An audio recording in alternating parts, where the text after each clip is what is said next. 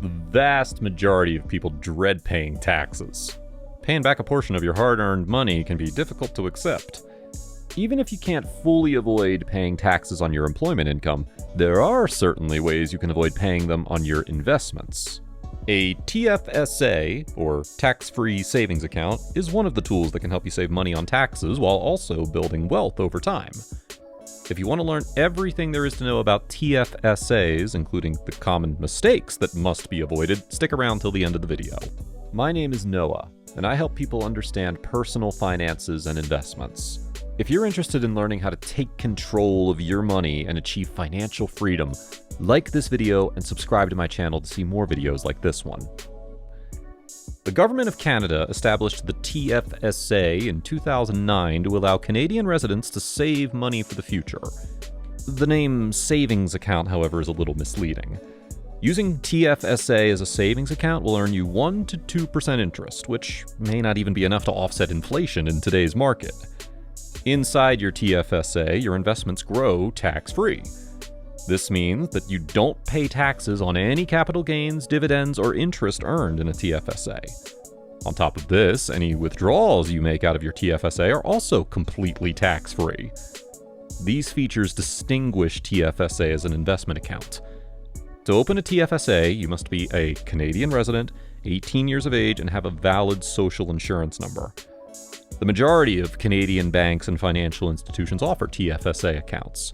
You can either open one with your bank or through a brokerage like Wealthsimple or Questrade. The amount of money you can deposit into your TFSA account is limited. The maximum amount of money that can be deposited into the TFSA account in a calendar year is known as the contribution limit. This limit is set by the Canadian government and varies from year to year, as you can see from the table. Any unused contribution room from the previous years is carried forward to future years, and it accumulates over time.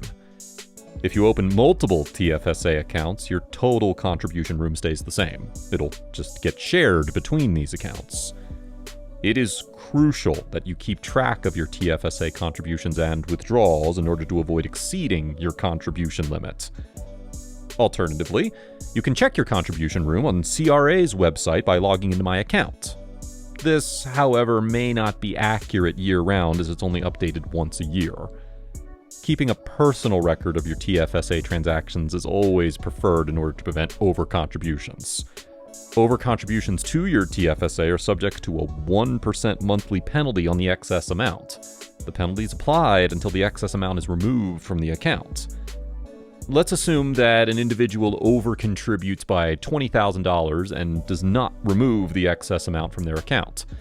They'll be charged 1% of $20,000, which is $200 per month or $2,400 annually in penalties.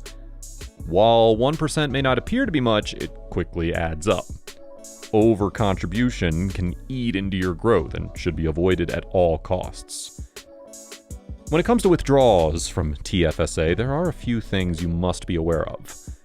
This section's often misunderstood, so I want you to pay close attention. You can withdraw any amount at any time from TFSA without paying any tax. However, you must remember that once you withdraw from TFSA, you won't regain that contribution room until January 1st of the upcoming year. To understand this better, let's take the example of Sean. Sean's available contribution room on January 1st was $20,000. Sean deposited $20,000 and maxed out his TFSA within the first week of January. Any contribution after this for the rest of the year would count as an overcontribution. If Sean decides to withdraw $10,000 from his TFSA later in March of the same year, he will not be able to deposit this $10,000 back for the rest of the year.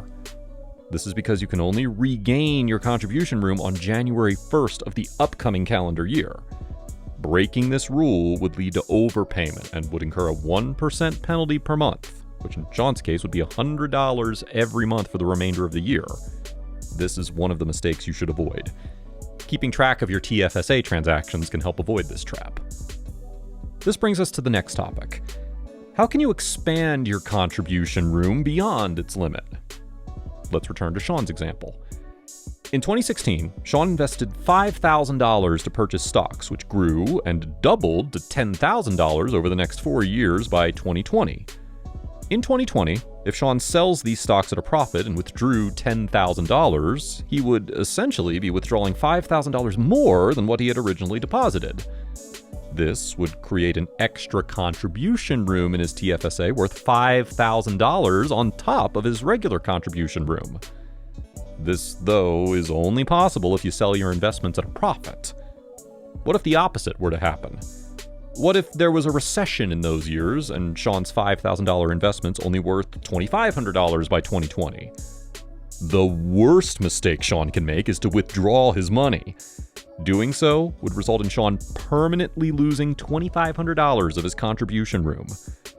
The takeaway is to avoid using your TFSA to buy risky investments. If the stocks in your TFSA are underperforming, defer any withdrawals until they've recovered. If you want to invest in risky stocks, do not use your TFSA or RRSP for it. Paying a small amount of tax on risky investments outside your TFSA is a better way to go than risking your contribution room permanently. With so many different types of securities to choose from, what investments make the most sense to hold inside your TFSA? Dividend stocks, growth stocks, ETFs, and REITs are the most common types of securities. Growth stocks only generate capital growth when sold at a higher price, usually after holding them over a period of time. Dividend stocks, on the other hand, pay out monthly or quarterly dividends for the duration of your ownership. Since TFSA allows your investments to grow tax-free over time, it makes sense to keep your dividend stocks in TFSA. On top of that, the dividends you earn can be reinvested into the market by signing up for DRIP, or Dividend Reinvestment Plan. Now, having said that, there's nothing wrong with keeping both dividend and growth stocks in your TFSA, but one makes more sense than the other. REIT, or real estate investment trusts, are another popular type of investment. REITs are a great way to invest in real estate through the stock market. REITs are comparable to dividend stocks as they pay out distributions that are similar to dividends earned from dividend stocks. Outside of TFSA, the government has different tax rates for different types of investments. It's a good idea to use TFSA for keeping securities that will be taxed heavily outside of your TFSA accounts, such as REITs and dividend stocks. You may keep growth stocks inside your TFSA, but they're taxed significantly less even if kept outside your registered accounts. Both dividend stocks and REITs can provide a steady stream of passive income inside your TFSA, which can be compounded over time by reinvesting in the market by signing up for a DRIP. Many investors pick ETFs over individual stocks. ETF, or an exchange-traded fund, is a collection of stocks. ETFs can reduce your risk while diversifying your portfolio at the same time. ETFs can be comprised of US stocks, Canadian stocks, or a mix of both. TFSA, however, is only tax-free for Canadian investments.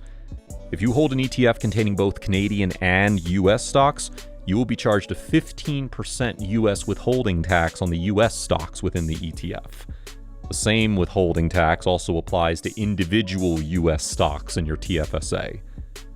To prevent paying withholding tax, you can invest in US securities through an RRSP rather than a TFSA. The US-Canada Tax Treaty allows Canadians to keep US securities in their RRSP without the US withholding tax. Now, in my upcoming video on RRSPs, I'll go over this in more detail. That being said, 15% is generally not enough to deter most people from keeping US stocks in TFSA, especially when top companies in the S&P 500 are all US companies. I'd like to highlight a few other key points about TFSA. Any money you put into a TFSA is after-tax money. You can't transfer money into TFSA from your RRSP or your pre-tax income. You cannot deduct your TFSA contributions from your income at the end of the year, as you can with RRSPs. Also, in the event where you sell at a loss inside a TFSA, you cannot claim capital losses on your taxes. To summarize, when it comes to deciding which securities to keep in your TFSA, keep dividend stocks and REITs in your TFSA. Holding US stocks in RRSPs allows you to save on US withholding tax. Risky, volatile securities should not be held in a TFSA. Instead, they should be held in a non-registered account. This brings us to the end of this video.